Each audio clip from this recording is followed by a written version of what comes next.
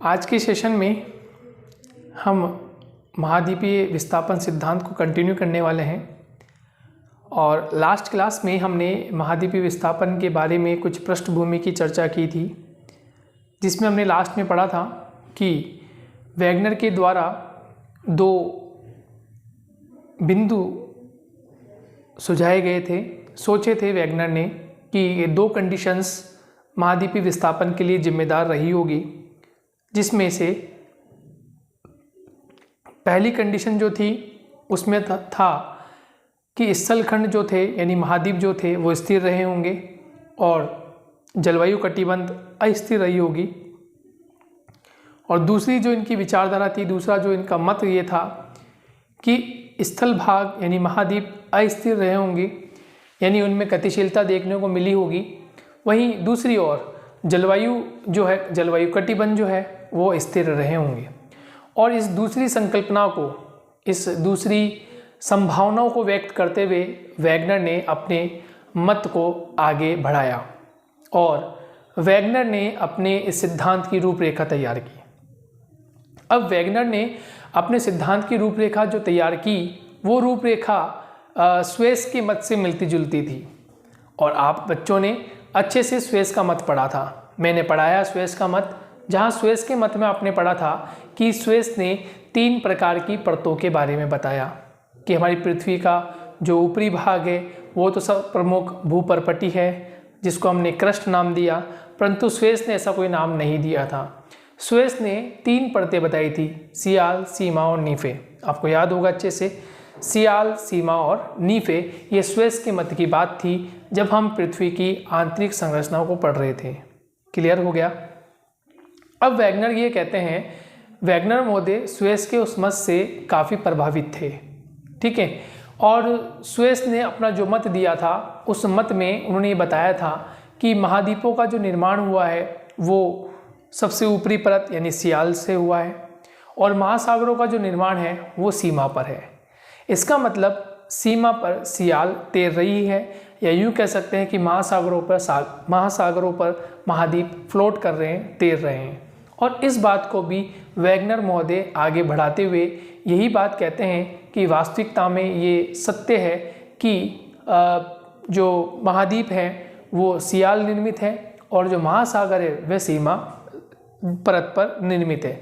या यूँ कह सकते हैं कि जो इन्होंने विस्केसियस पार्ट की बात कही थी, चिपचिपे भाग की बात की थी, दुर्बलता मंडल की बात कही थी, वह महासागर होंगे और उन महासागरों पे हमारे महाद्वीप यानी इट्स मीन्स पैंजिया फ्लोट कर रहा होगा, तैर रहा होगा। और जब कभी इसमें कोई ऐसी शक्ति या ऐसा कोई बल, ऐसा कोई फोर्स लगा होगा जिसके माध्यम से ये जो पैंजिया है वो धीरे धीरे टूटना प्रारंभ हो गया होगा और ये जो पैंजिया था फिर समय के साथ साथ टूटता चला गया।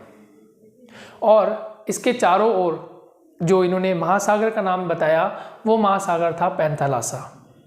और इसके 2 भाग यानी इस पैंजिया के 2 भाग टूटने पर, ब्रेक होने पर 2 भाग हो गए। एक भाग, उत्तरी भाग जो था वो लोरेशिया कहलाया और दक्षिणी भाग गोंडवानालैंड कहलाया। तो ये इनकी थ्योरी की पहली पृष्ठभूमि थी।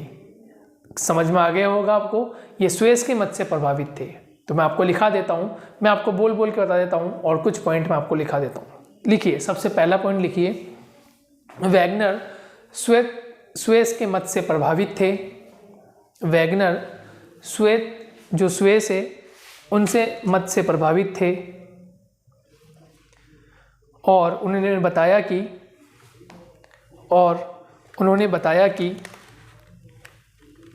महाद्वीपों का निर्माण सियाल से हुआ है। महाद्वीपों का निर्माण सियाल से हुआ है, जबकि महासागरों का निर्माण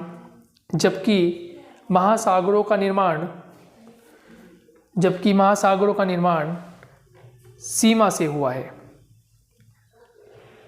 और इसीलिए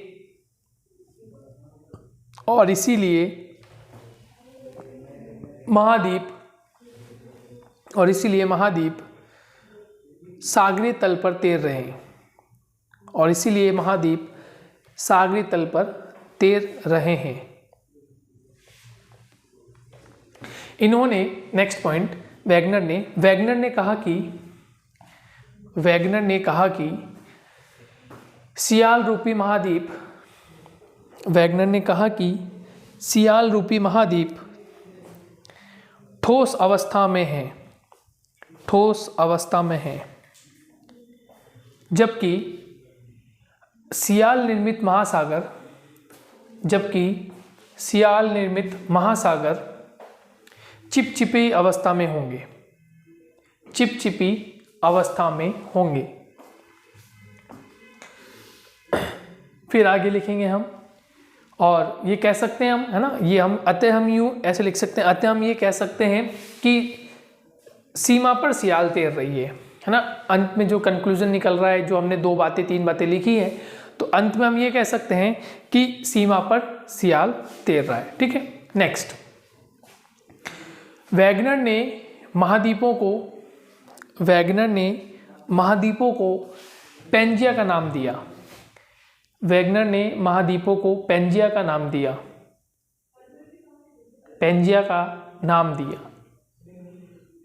और इसके चारों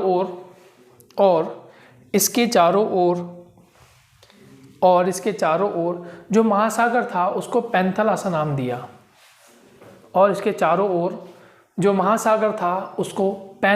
नाम दिया।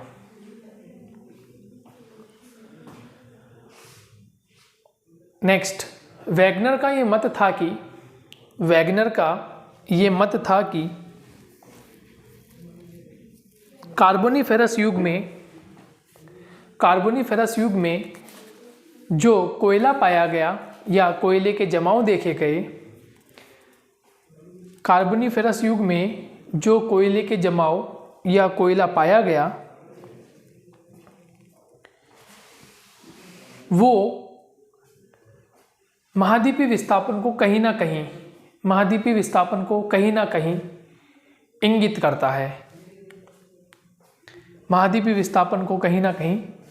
करता है। अब देखिए, मैं आपको एक पॉइंट डिस्कस करने जा रहा हूँ, उससे पहले मैं आपको बता देता हूँ एक जनरल पॉइंट ऑफ व्यू, कि आप इस तरह से अपनी कॉपी में गोल आकृति बनाकर और इस प्रकार से आप पेंजिया का निर्माण कर सकते हैं कि ये पेंजिया है आपका। ठीक है, मतलब पेंजिया इट्स मीन्स महाद्वीप।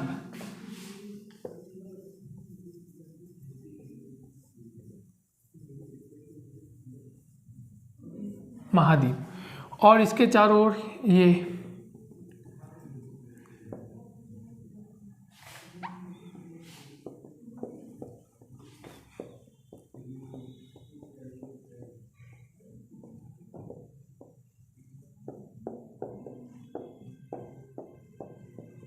इसके चारों ओर ये जो भाग था इसका नाम था पैंथालासा, और पैंथालासा क्या था? महासागर। ठीक है, ये पेंजिया जो महाद्वीप और पैंथालासा जो महासागर। अब ये कहता है कि कार्बोनिफेरस काल में जो कोयले के निक्षेप पाए गए थे, इसका मतलब ये है कि पेंजिया उस समय ब्रेक हुआ होगा, ये टूट गया। मतलब जो सेकंड पिक्चर है ना, ये फर्स्ट पिक्चर हो गई, सेकंड पिक्चर यहाँ बना देते हैं, सेम ऐसा का ऐसा, ये जो भाग है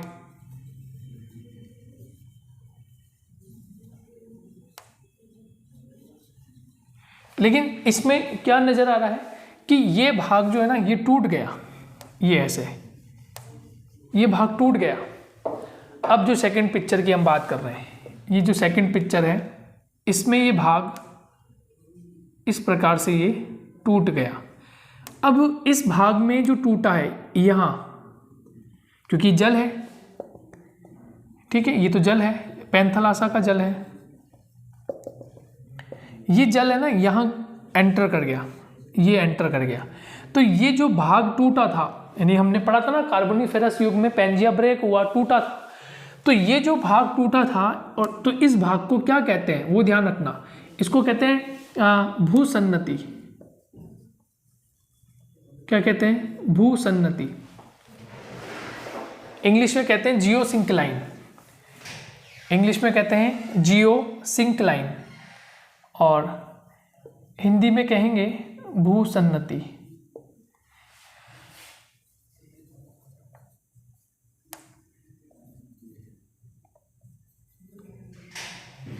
जियो सिंक्लाइन, ठीक है, यानी भूसन्नति को इंग्लिश में क्या कहते हैं, जियो सिंक्लाइन, भूसन्नति। भूसन्नति का मतलब होता है दो धरातलीय भागों में बीच में गैप आ जाना, कोई भाग, यानी ऐसे समझ लेना, मैं समझा देता हूँ, देखो ऐसे समझ लेना कि दो भूभाग है, मान लीजिए ये एक भूभाग है ना, एक स्थलीय भाग है, ये मान लेते हैं, ये एक स्थलीय भाग है और एक स्थलीय भाग यहाँ है, एक स्थलीय भाग ये है, ये भी स्थलीय भाग है। अब हुआ क्या, ये स्थलीय भाग कठोर है या यूं कह लीजिए भारी है, घनत्व इसका अधिक है, ठीक है, और ये हल्का है, यानी कम घनत्व की प्लेट है ना, ये समझ लीजिए ये कम घनत्व की, यहाँ जो घनत्व कैसा है, कम। तो भारी घनत्व की जो प्लेट होती है वो नीचे की ओर चला जाती है, ये नीचे की ओर चली गई, और हल्की घनत्व की प्लेट ऊपर की ओर चढ़ गई। तो यहाँ पे जो डेप्रेशन आया है, यहाँ जो एक यूँ कह लेते हैं कि खालिस्तान जो बना है ना, एक भाग यूँ समझ लो, देखो मैं समझा देता हूँ आपको इस तरह से।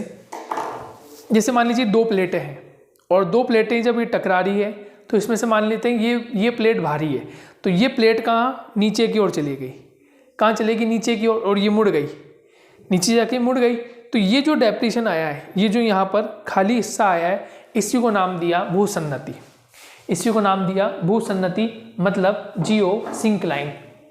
Is it clear? तो इस भूसन्नति को जो नाम दिया था, इसको नाम दिया था 33 भूसन्नति, के नाम दिया 33 भूसन्नति। किसका? इसका नाम ध्यान रखना, ये जो गैप आया था, इस गैप को जो नाम दिया था वो नाम दिया था 33 भूसन्नति। और इस 33 भूसन्नति में जल भर गया तो ये फिर बाद में क्या कहलाया, 33 महासागर। क्या कहलाया? 33 महासागर। और जल कहाँ से आया? तो ये पैंथलासा था, है ना। जल आप तो जानते, जल अस्थिर होता है, जल बहुत तेज गति करता है, यानी आप एक सरफेस पे जल की एक बूंद को आप डालें या दो बूंद को डालें और आप उसको यदि इस तरह से टेढ़ा करते हैं तो पानी बहुत तेज गति से रिमूव वहाँ से हट जाएगा और आगे चला जाएगा जहाँ उसको ढलान मिलेगी। तो यहाँ पर भी यही हुआ, जैसे ब्रेक हुआ, ब्रेक होने से यहाँ पर भूसन्नति का निर्माण हो गया, यानी गहरी खाई का निर्माण हो गई, ऐसा समझ लो आप।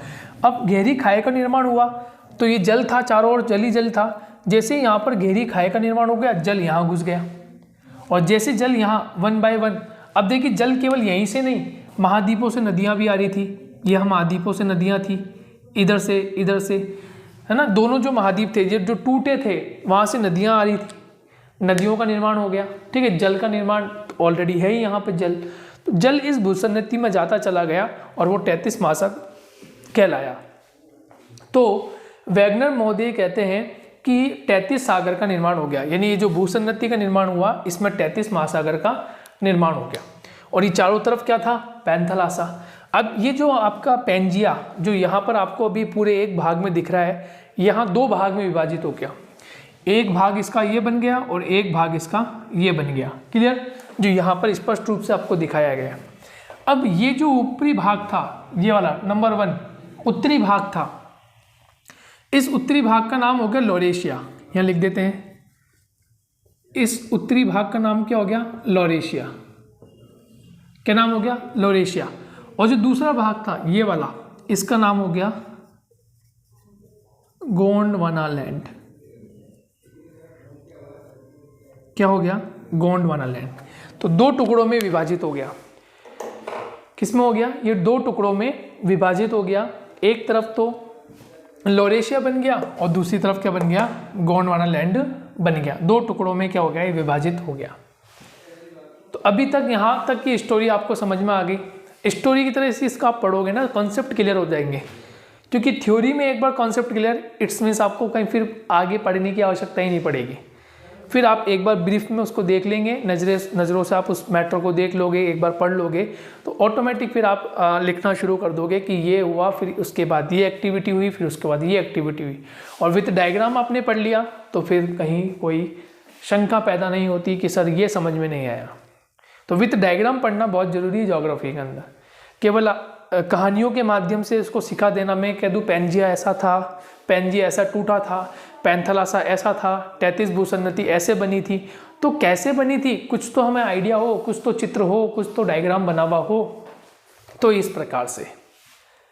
और आप जियोलॉजिकल टाइम स्केल पढ़ कर आए, मैंने आपको जियोलॉजिकल टाइम स्केल पढ़ाया, तो जियोलॉजिकल टाइम स्केल में आपने यही पढ़ा था कि कार्बोनिफेरस युग में पैंजिया ब्रेक हुआ, पैंजिया ब्रेक हुआ। अब देखना, सोचना, समझना, और फिर हम इस कॉन्सेप्ट के और आगे चलते हैं।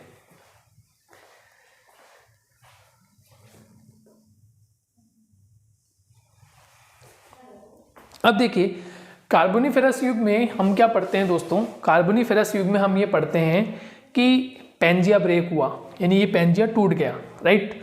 और फिर हम उसमें पढ़ते हैं कोयले के निक्षेप पाए गए, कोयले के जमाव पाए गए, क्लियर। अब कोयले के जमाव, मैंने बताया आपको दो कंडीशंस बहुत इंपॉर्टेंट होती है। दो कंडीशंस क्या इंपॉर्टेंट होती है, नंबर 1 कि वनस्पति हो या जीव जंतु हो। पहली कंडीशन तो ये होगी वनस्पति हो प्लस जीव जंतु हो। साथ ही साथ ये दबने चाहिए, मतलब ये मर गए हैं या विस्थापन के द्वारा ये मर गए या मिट्टी में दब गए या कहीं ना कहीं ऐसी मूवमेंट हुआ होगा।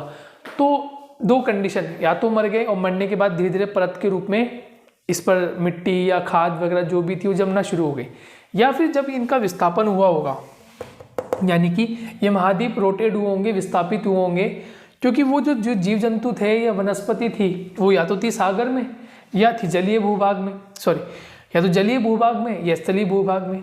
अब जब कोई वस्तु मूवमेंट करती है और उस पर कोई वस्तु है या फिर उसके आसपास कोई वस्तु है, तो नेचुरली है कि वो वस्तुएं दबना शुरू होगी, यानी धीरे धीरे उनकी डेथ हो जाएगी, दबना शुरू होगी। और फिर जो चट्टानें निर्मित होगी वो किस प्रकार की होगी, कार्बन युक्त चट्टानें होगी। जो चट्टानों का निर्माण होगा, जो पदार्थ वहाँ मिलेंगे, जो खनिज तत्व वहाँ मिलेंगे, वो किस प्रकार के होंगे, यदि वहाँ पर जीव जंतु मौजूद हैं तो फिर वहाँ पर कार्बन की मात्रा होगी। और जब वहाँ कार्बन की मात्रा होगी, इसका मतलब ये है कि वहाँ पर कोयला, पेट्रोलियम, प्राकृतिक गैस मिलेंगे। क्लियर, कॉन्सेप्ट ध्यान है, कॉन्सेप्ट समझ में आ गया, सारी चीज़ें समझ में आ जाएगी। देखिए एक चीज़ और बताता हूँ मैं आपको, आप कक्षा 12 में अच्छे से भारत में खनिज पढ़कर आए हैं, है ना, आपने खनिज वाला चैप्टर अच्छे से पढ़ा था कक्षा 12 में। वहाँ आपने पेट्रोलियम पढ़ा था, याद होना चाहिए आपको, कोयला भी पढ़ा था, पेट्रोलियम भी पढ़ा था। पहले मैं कोयले की बात करता हूँ। कोयला आपने पढ़ा था, कोयले में आपने पढ़ा था गोदावरी घाटी क्षेत्र, दामोदर घाटी क्षेत्र, कृष्णा नदी घाटी क्षेत्र, ठीक है, ब्रह्मपुत्र घाटी क्षेत्र, सोन नदी घाटी क्षेत्र, याद है आपको। ये क्यों पढ़ा, घाटी का मतलब क्या हो गया कि नदी के द्वारा बनाई गई घाटी, यानी दो स्थलीय भाग को उसने क्या कर दिया, अलग कर दिया। अब देखिए नदी साथ में क्या ला रही, अवसाद, मतलब जीव जंतु के मरे हुए अवसाद भी लेकर आ रही होगी, ठीक है। वनस्पति को जो बाढ़ आती है तो बाढ़ से वनस्पति वगैरह भी और जीव जंतु सब बहना शुरू कर देते हैं बाढ़ से, तो उस बाढ़ के माध्यम से, यानी उस नदी के माध्यम से वनस्पति भी आ रही है, जीव जंतु भी आ रहे हैं, तो कहीं ना कहीं प्रोसीजर क्या हो रहा है, मर भी रहे होंगे, दब रहे होंगे, ठीक है। और नदी घाटी में ऐसा क्यों हो रहा है, क्योंकि नदी घाटी में अवसाद इकट्ठा हो रहा है और परत दर वो बनता जा रहा है, और जब परत दर परत बनेगा तो कार्बन का फॉर्मेशन होगा। क्लियर, कार्बन का फॉर्मेशन होगा तो कार्बन किस में, कोयले में, पेट्रोलियम में, प्राकृतिक गैस में। इसलिए आप देखें सभी सोन नदी घाटी क्षेत्र है आपका, इधर दामोदर घाटी रीजन है, गोदावरी घाटी रीजन है, ब्रह्मपुत्र घाटी रीजन है, यहाँ पर आपको कोयले के निक्षेप, पेट्रोलियम के निक्षेप आपको देखने को मिल रहे हैं, राइट। दूसरा, आप जब पेट्रोलियम के निक्षेप को पढ़ते हो कि भारत में पेट्रोलियम कहाँ कहाँ पाया जाता है, तो आप मोस्टली पढ़ते हो घाटी क्षेत्र। कौन सा वाला, वो घाटी क्षेत्र, जैसे आप पढ़ते हो अंकलेश्वर को पढ़ते हो गुजरात के तट पर, क्लियर है क्या, या फिर वो खाड़ी नुमा जो आकृति होती है वहाँ पढ़ते हो, या फिर आप पढ़ते हो मुंबई हाई, तो मुंबई हाई कहाँ है, महासागर में, और खाड़ी भी कहाँ है, महासागर में। फिर आप पढ़ते हो गोदावरी, कृष्णा और कावेरी का जो बेसिन होता है जहाँ वो डेल्टा बनाती है, वहाँ आप पढ़ते हो। ब्रह्मपुत्र घाटी में आप पढ़ते हो, क्लियर, पढ़ते हैं ना। और जो ड्रिलिंग जो होती है पेट्रोलियम की जो ड्रिलिंग हो रही है, खुदाई जो हो रही है, खनन कार्य जो हो रहा है, वो महासागरीय क्षेत्रों में, सागरीय क्षेत्रों में हो रहा है, यानी जल के निकट हो रहा है, जल में हो रहा है। क्लियर? तो देखो महासागर में जो भी जीव जंतु है, वनस्पति है या अन्य अवसाद है, वो सब कहाँ आएगा? अंततः महासागर में। यानी इस स्थल भाग पर बहुत सारी असंख्यक नदियाँ विचरण कर रही है। बहुत सारी नदियाँ हैं, भारत में बहुत सारी नदियाँ हैं, उत्तरी अमेरिका में बहुत सारी है, यूरोप में बहुत सारी है। ये सभी नदियाँ अंतिम रूप से अपना जल किस में गिराती होगी? किसी छोटे सागर में, किसी झील में, किसी सागर में। सागर का जल कहाँ जाता होगा? महासागर में। यानी कि महासागर में बहुत बड़ा क्षेत्र है किसका? डिपोजिशन का, यानी कि अवसादीकरण का, अवसाद का, गाद का बहुत बड़ा क्षेत्र है महासागर, अथाह राशि है। और इसीलिए आप देखें इस इतनी बड़ी अथाह राशि में आपके विभिन्न प्रकार के पोषक तत्व भी होंगे और आपको विभिन्न प्रकार के खनिज तत्व भी आपको देखने को मिलेंगे, ये हमें देखने को मिलता है।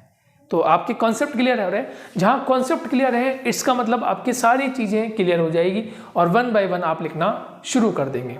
ठीक है, तो ये तो एक इसकी रूपरेखा हो गई है ना, ये एक इसका सिनेरियो तैयार कर दिया कि ऐसा क्यों हुआ, वैगनर ने किसको पेंजिया माना, किसको पैंथलासा माना, पेंजिया कौन सी परत को माना, सियाल को माना, पैंथलासा क्या माना, तो ये अब रूपरेखा तैयार होगी।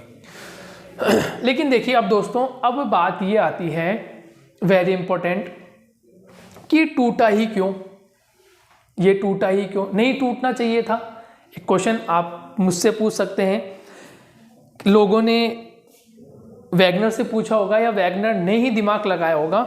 वैगनर ने दिमाग लगाया होगा कि सर ये जैसे मान लीजिए सपोज आप अपने आप को वैगनर मान लीजिए, है ना, आप थ्योरी पढ़ रहे हैं और आप अपने आप को कुछ देर के लिए वैगनर मान लीजिए, ठीक है, और वैगनर मानकर आपने ये थ्योरी यहाँ तक कवर की अभी तक, तो आप वैगनर हैं, मान लीजिए आप वैगनर हैं, तो आपने दिमाग में ये सोचा होगा या सोच लिया कि ये टूटा ही क्यों, इसको टूटना नहीं चाहिए था, इसको टूटना नहीं चाहिए था। और टूटने के बाद, है ना, दूसरी बात, टूटने के बाद आज वर्तमान में जो हम महाद्वीप देखते हैं, समझना, टूटने के बाद आज जो हम वर्तमान में महाद्वीप देखते हैं वो या तो महाद्वीप, मोस्टली महाद्वीप भूमध्य रेखा के आसपास, भूमध्य रेखा के आसपास, या फिर उत्तरी अमेरिका और दक्षिणी अमेरिका पश्चिम की तरफ सरक गए। कहाँ सरक गए? पश्चिम की तरफ सरक गए। और दूसरा उनके दिमाग में पहली हाइपोथेसिस ये चल रही थी दिमाग के अंदर कि अंटार्कटिका में कोयले के क्षेत्र कैसे पाए जा रहे हैं। इसका मतलब अंटार्कटिका क्षेत्र जो है वर्तमान में, जो कि दक्षिणी ध्रुव पर स्थित है, वो वर्तमान में कहीं ना कहीं भूमध्य रेखा के निकट रहा होगा, जो आज वर्तमान में बिल्कुल दक्षिणी ध्रुव में स्थित है। और दक्षिणी अमेरिका और उत्तरी अमेरिका ये कहीं ना कहीं जुड़े हुए थे, तो ये पेंजिया का भाग ही था। लेकिन आज ये अलग हैं, यूरोप से अलग हैं, अफ्रीका से अलग है। उत्तरी अमेरिका जो है वो यूरोप से अलग है, अलग हो गया ना। और आपका दक्षिणी अमेरिका जो है वो कहीं ना कहीं आपका अफ्रीका से अलग, और बीच में एक महासागर बन गया, कौन सा? अटलांटिक महासागर। तो ये पश्चिम की तरफ क्यों गए, पश्चिम की तरफ क्यों गए, जाने का कारण क्या रहा, और टूटा क्यों? पहली बात तो टूटा क्यों? तो देखिए दोस्तों, एक सिंपल से तरीके से समझा देता हूँ, आपको समझ में आ जाएगा। आप नाव में बैठे हैं, कभी आपने नाव की तैराकी की होगी, है ना, नाव पे सवार होकर आपने झील के चक्कर लगाया होगा। जब आप नाव पे बैठते हैं तो जो नाविक होता है वो एक दूसरे विपरीत स्थान पर खड़ा हुआ होता है, ठीक है, दूसरे स्थान पर खड़ा हुआ होता है। अब जैसे मान लीजिए 4-5 लोगों को बैठना है, 1 बाय 1 उस जो पोर्ट होता है वहाँ से वो 1 बाय 1 एक नाव में बैठता रहता है। अब आप नोट कीजिएगा, जब वो आप नाव में सवार होते हैं, एक तो नाविक खुद और आपके साथ 4-5 लोग और जाते हैं, फैमिली आपकी जाती है, 4-5 लोगों की फैमिली आपकी, आप जाते हैं और आप नाव में सवार होते हैं, नाव में आप बैठते हैं। जैसे नाव में आप पहला स्टेप डालते हैं ना, आपको ध्यान होगा नाव डगमगाती है, नाव कभी इधर, नाव कभी इधर, नाव कभी इधर। आपको डर लगता है कि ये नाव का इधर तो नहीं पलट जाएगी या नाव इधर नहीं पलट जाएगी, ठीक है, लेकिन फिर भी आहिस्ता आहिस्ता आप जाके बैठ जाते हैं, ठीक है। आप मान लीजिए नाव के राइट हैंड साइड में बैठ गए, फिर दूसरा व्यक्ति आया, उसको भी सेम यही फील हुआ जैसे आपको फील हुआ। अब जैसे वो आगे बढ़ता है तो वो भी अपनी सहेली के पास बैठना चाहता है ना, या अपने दोस्त के पास बैठना चाहता है, या अपने परिवार के साथ बैठना चाहता है। लेकिन नाविक बोलता है कि नहीं नहीं, आप इधर मत बैठो, आप इस साइड बैठो। यानी वो राइट साइड बैठा था पहले वाला, तो दूसरे को लेफ्ट साइड बैठाएगा। तो इस प्रकार से 1 बाय 1 क्या करते हैं, आधे लोग राइट साइड में और आधे लोग लेफ्ट साइड में। कभी सोचा ऐसा क्यों? नहीं सोचा, तो मैं आप बता देता हूँ। ऐसा इसलिए होता है ताकि नाव का जो बैलेंस है वो बना रहे। यदि सभी लोगों को एक साइड बैठा दिया जाएगा, या तो सारे लोग 5-6 लोग जो भी हैं वो राइट साइड में बैठ जाएं, तो नाव जो है राइट साइड झुक जाएगी और सभी लोग पानी में चले जाएंगे। लेफ्ट साइड बैठ गए तो लेफ्ट साइड झुक जाएगी, सारे लोग पानी में चले। इसलिए बैलेंस बनाने के लिए आधे लोगों को राइट साइड, आधे लोगों को लेफ्ट साइड। कुछ लोग ऐसे होते हैं जिनको बीच में बैठा दिया जाता है कि आप बीच में बैठ जाइए। समझ में आ रहा है? यदि मान लीजिए नाव ऐसी लंबी है ना, ऐसा समझिए नाव इस प्रकार की बनी हुई है, आपकी नाव इस प्रकार की बनी है और यहाँ बैठने का साधन है। मान लीजिए यहाँ बैठने का साधन है। आपको कुछ को राइट पे बैठाएगा, कुछ को लेफ्ट कॉर्नर पे बैठाएगा और कुछ को बीच में बैठा देगा। बीच की जो पट्टी होती है ना, उस पर कुछ को बैठा देगा। तो ये नाव क्या हो जाती है, बैलेंस कर जाती है। और नीचे क्या है, जल है। नीचे क्या है, झील में है, आप महासागर में हो तो नीचे क्या है, जल है। नीचे क्या है, जल है। अब नाव, जैसे नाव में आप बैठे, मैंने बताया था जैसे आप नाव में स्टेप डालते हैं तो नाव हिलती है, मूवमेंट करती है, ठीक है। और जो नाविक है वो नाविक इस किनारे बैठा हुआ है। नाविक जो है वो इस किनारे बैठा हुआ, नाव के इस किनारे। अब आप 1 बाय 1 करके आए, एक जना यहाँ बैठ गया, एक जना यहाँ बैठ गया, एक जना यहाँ बैठ गया, एक जना यहाँ बैठ गया, ठीक है। 4 लोग बैठ गए, 5 लोग बैठ गए, नाविक भी बैठ गया, जो नाव को चलाने वाला है वो बैठ गया। अब आप देखेंगे फिर भी आपकी नाव नहीं डूबती, तो क्यों नहीं डूबती? इसका एक कारण है। उसका कारण दोस्तों ये है कि एक फिजिक्स का नियम है, यानी भौतिक शास्त्र का एक नियम है, उसको बोलते हैं फोर्स ऑफ बायोंसी, यानी कि पल्लवनशीलता का नियम या बल। ये होता क्या है, ये होता है कि कोई भी जो जलीय राशि है, जो मूवमेंट वाले करने वाली राशि है, वो राशि जो होती है उसके मध्य पिंड में अपना बल लगाती है। यानी अपना ग्रेविटेशनल फोर्स जो होता है वो भी उस पर पिंड पर, उस स्थान पर अपना फोर्स लगा रहा है। और फोर्स ऑफ बायोंसी, जो जल में जो भाग जो जल में तैर रहा है वो भी अपना कौन सा फोर्स लगा रहा है, फोर्स ऑफ बायोंसी। जब दोनों बल स्थिर होते हैं, यानी कि ग्रेविटेशनल फोर्स वो भी स्थिर है और फोर्स ऑफ बायोंसी वो भी स्थिर है, तो ऐसी स्थिति में आपकी नाव जो है वो फ्लोट करती रहेगी, मतलब आपकी नाव तैरती रहेगी। और यदि दोनों में से कोई सा भी फोर्स, ग्रेविटेशनल फोर्स या फिर फोर्स ऑफ बायोंसी, यानी अनइक्वल हो जाते हैं, यानी उनमें असमानता, असंतुलनता आ जाती है, तो ऐसी स्थिति में फिर क्या होती है, नाव पलट जाती है। इसलिए आपने अक्सर सुना होगा कि नाव डूब गई।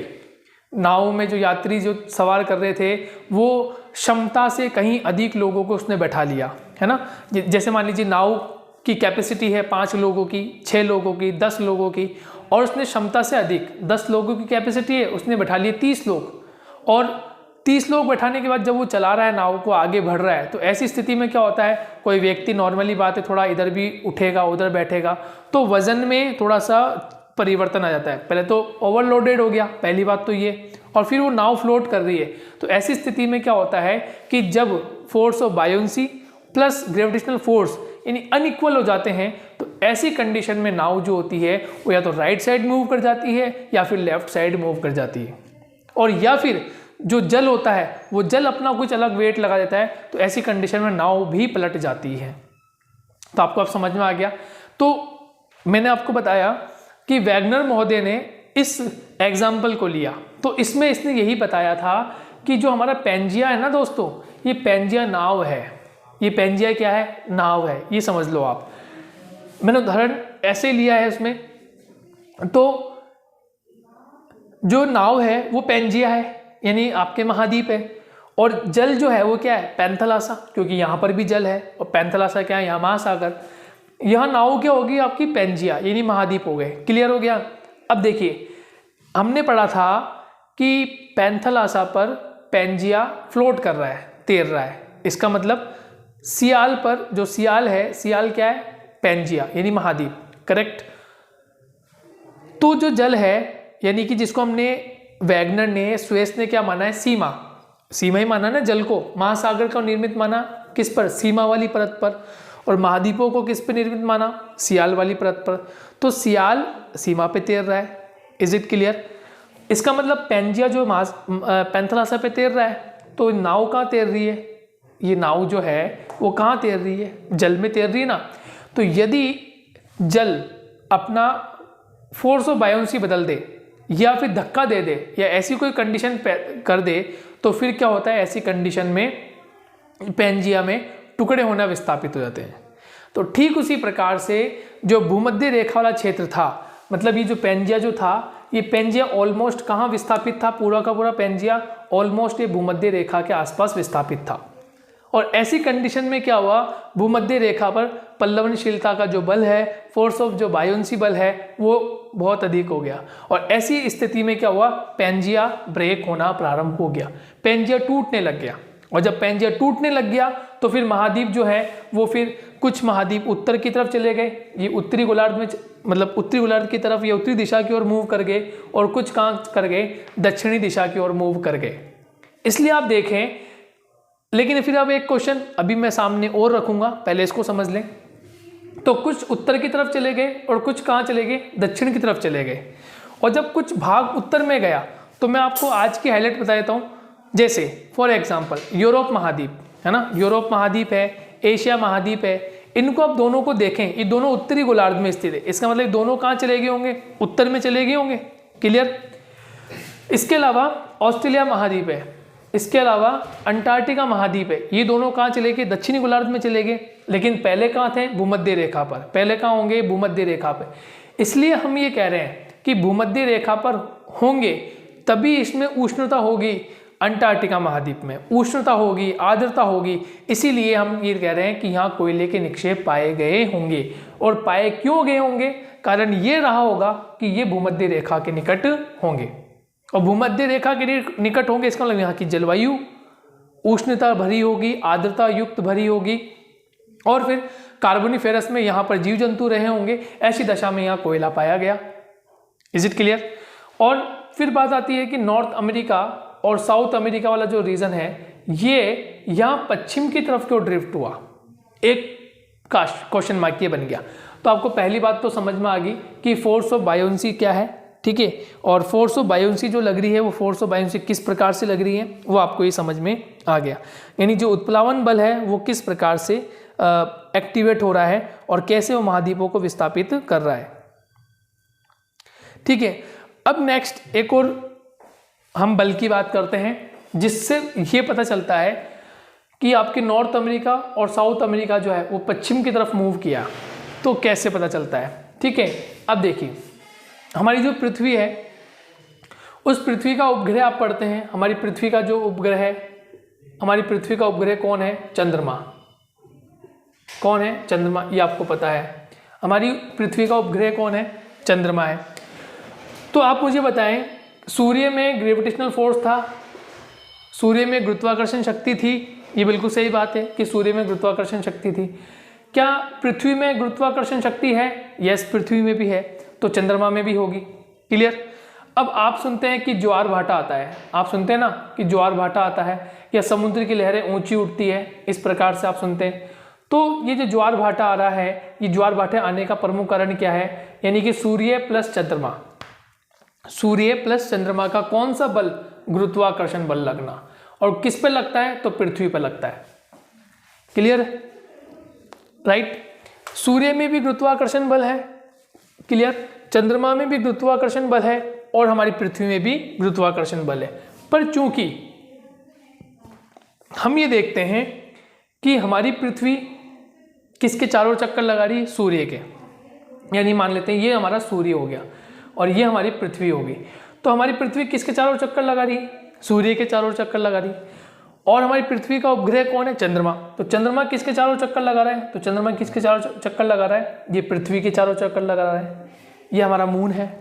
अब देखिए, सन में भी ग्रेविटेशनल फोर्स है, हमारी अर्थ में भी है और मून में भी है। इसका मतलब मून ऐसे मूव करता होगा, और ऐसे मूव करते वक्त यहाँ आता होगा, यानी इसका पाथ ये रहता होगा, क्लियर। और यहाँ से फिर वापस यहाँ आ जाता होगा।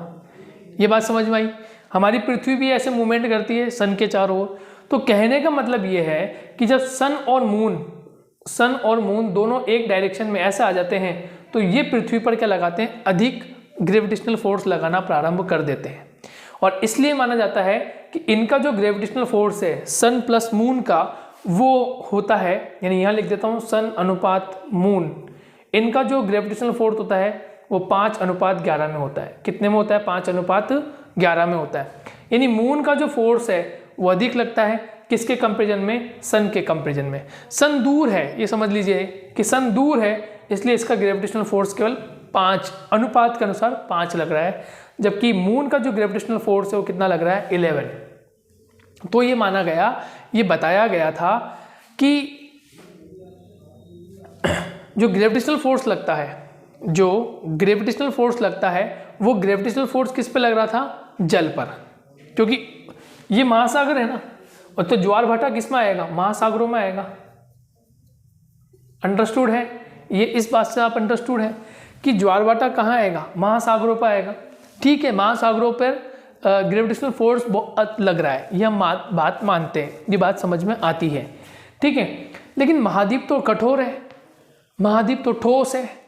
तो जब महाद्वीप ठोस है और जब वो फोर्स जल में लग रहा है तो कैसे वो महाद्वीप तैर गया होगा?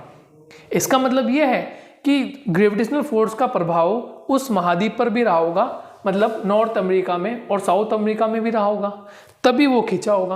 तो कुछ विचारक जो हैं वो इस मत की आलोचना करते हैं कि ये बात हमें समझ में आती है कि सूर्य का और चंद्रमा का जो ग्रेविटेशनल फोर्स है वो महासागर में लगा है। यहाँ तक बात समझ में आती है हमें, ये बात यहाँ तक वेरीफाई करती है। क्लियर? यानी ज्वार भाटा आने की स्थिति, महासागर में जो जल है उसमें ज्वार भाटा आता है, इसका मतलब वहाँ गुरुत्वाकर्षण बल लगता है, और जब गुरुत्वाकर्षण बल लगता है तो समुद्रों की लहरें ऊपरी गति करती है, तो ज्वार भाटा आता है। ये एक स्वाभाविक बात है। परंतु नॉर्थ अमेरिका साउथ अमेरिका का पश्चिम की तरफ ड्रिफ्ट करना, इट्स मीन्स सागर में तो गुरुत्वाकर्षण बल लगा है, क्या नॉर्थ अमेरिका और साउथ अमेरिका में भी लगा होगा, जो वो इतने भारी ठोस महाद्वीपों को उसने पश्चिम की ओर आकर्षित कर लिया? तो ये कुछ आलोचना बन जाती है वैगनर की। ये जब हम पढ़ेंगे तो वहाँ इस बात की भी व्याख्या होती है कि ये कैसे पॉसिबल है कि वो वहाँ इतना फ्लोट कर गया।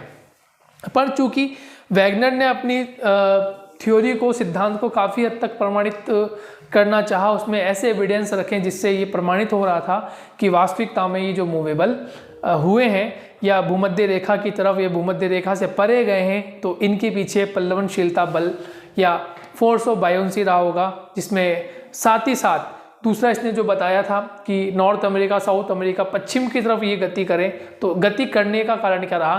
तो गति करने का कारण ये रहा कि चंद्रमा और सूर्य का जो गुरुत्वाकर्षण बल है वो जब आपके ज्वार भाटा या मतलब महासागरीय क्षेत्र पे लगा होगा तो वो पश्चिम की तरफ मूव करके गए होंगे, ऐसा वैगनर ने माना था। ठीक है, और इसके पीछे एक कारण ये भी रहा, ऐसा भी बताया जाता है, ऐसा वैगनर ने बताया भी है कि हमारी पृथ्वी जो है वो पश्चिम से पूर्व की तरफ घूम रही थी। तो पृथ्वी तो पश्चिम से पूर्व घूमती रही, ठीक है, वो तो उसमें उसका मूवमेंट रहा ही है।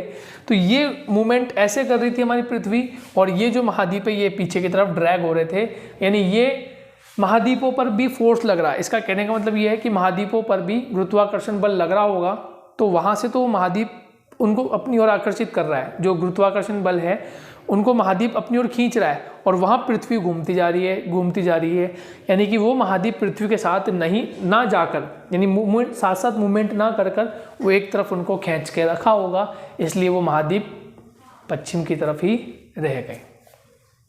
क्लियर?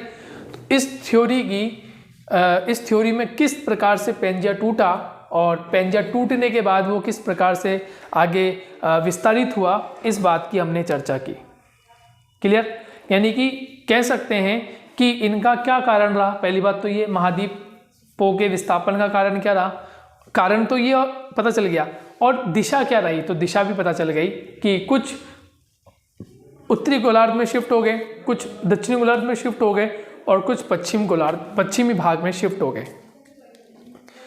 ठीक है, तो आपको काफ़ी हद तक ये चीज़ें समझ में आ गई होगी, मैं समझता हूँ। और इस क्लास में हमने काफ़ी इसको डिटेल एनालिसिस तरीके से हमने इसको पढ़ा है, समझा है, एक एक पॉइंट को कवर किया है। तो नेक्स्ट जो हम पढ़ेंगे वो महाद्वीपीय प्रवाह और उसका क्या प्रभाव पड़ा और कौन कौन से इसमें ऐसे फैक्ट रखे गए जो ये बताते हैं, पक्ष में प्रमाण रखते हैं कि वास्तविकता में महाद्वीपों का विस्थापन इस प्रकार से हुआ होगा। तो आई होप आपको ये क्लास अच्छे से समझ में आ गई। डिटेल एनालिसिस हमने इसमें कर लिया है, बैक टू बैक एक एक चीज़ों को देख लिया, कैसे कौन सी चीज़ हो रही है उसको हमने समझ लिया। तो नेक्स्ट क्लास में हम पॉइंट टू पॉइंट फिर बात करेंगे, समझेंगे, और वहाँ लिखाने का होगा मैटर तो मैं आपको पॉइंट टू पॉइंट लिखा दूंगा, समझा दूंगा, क्योंकि इसको समझना जरूरी है। ध्यान रखिए, थ्योरी जो होती है ना दोस्तों, थ्योरी को जितना आप समझेंगे उतना आप अच्छे से ले। मैटर लिखा हुआ तो आपकी बुक में भी है, लेकिन बुक को समझाए कौन, बात ये आती है। यदि आपने इस चीज़ को समझ लिया तो एक बार आप बुक पढ़ लेंगे, या जो मैं आप बता रहा हूँ, और आप वीडियो को, क्लास को पॉज कर करके आप अपने हैंड राइटिंग में आप नोट्स बना लेंगे जो मैं आपको बताता जा रहा हूँ, तो डेफिनेटली है आपको फिर बाद में इसको कभी पढ़ने की आवश्यकता नहीं पड़ेगी। एग्ज़ाम टाइम में आपने समझ लिया, एग्ज़ाम टाइम में आप एक बार इस वीडियो को फिर से देख लें, नोट्स को सामने रख लें। डेफिनेट है ये क्वेश्चन आता ही रहता है और डायरेक्ट पूछता है कि वैगनर के द्वारा जो दिया गया महाद्वीप विस्थापन सिद्धांत है उसके बारे में विस्तृत व्याख्या कीजिए। तो आप ऐसा डायग्राम बना के भी उसको बता सकते हैं। आगे की कक्षा में भी हम डायग्राम पर चर्चा करेंगे कि कार्बोनिफेरस काल में क्या हुआ। हम अभी तक हमने तो ये पढ़ा था कि इसके कारण क्या रहा, दिशा क्या रही, इस पर चर्चा की। नेक्स्ट क्लास जो होगी ना, उसमें हम ये पढ़ेंगे कि कार्बोनिफेरस काल में क्या क्या विस्थापित हुआ, फिर इओसिन काल में क्या क्या विस्थापित हुआ, और अंत में फिर क्या क्या विस्थापित हुआ। इस पर हम चर्चा करेंगे। और क्या ध्रुव बदलते रहे, यदि ऐसी कंडीशन हुई तो ध्रुव बदले हैं, तो यस बदले थे। ध्रुव बदलेंगे, ऑटोमेटिक बदलेंगे, क्योंकि महाद्वीपीय विस्थापन हो रहा है, नेचुरल है। कि मान लेते हैं कि ये हमारा पेंजिया है, ठीक है। अब हमारा पेंजिया है, अब पेंजिया में ध्रुव अलग अलग होंगे, दक्षिणी ध्रुव और कहीं होगा और उत्तरी ध्रुव कहीं और होगा। अब ये अलग अलग हो रहे हैं, टूट रहे हैं, ऊपर जा रहे हैं, कुछ नीचे जा रहे हैं, तो इनका ध्रुव में भी परिवर्तन होगा। यानी इसको बोलते हैं वंडरिंग ऑफ पोल्स, यानी कि ध्रुवों की भ्रमणशीलता, यानी ध्रुव बदलते रहे होंगे, ये नेचुरल है। और अब वर्तमान में भी ध्रुव बदलते हैं, यानी हमारा जो उत्तरी ध्रुव है वो धीरे धीरे डिक्लाइन हो रहा है, मतलब झुक रहा है, कहीं और जा रहा है। ऐसे हमारा जो नॉर्थ पोल है ना, नॉर्थ पोल प्लस हमारा जो मैग्नेटिक पोल है उसमें भी बदलाव आ रहा है। तो बदलाव क्यों आ रहा है, आपके दिमाग में क्वेश्चन मार्क है।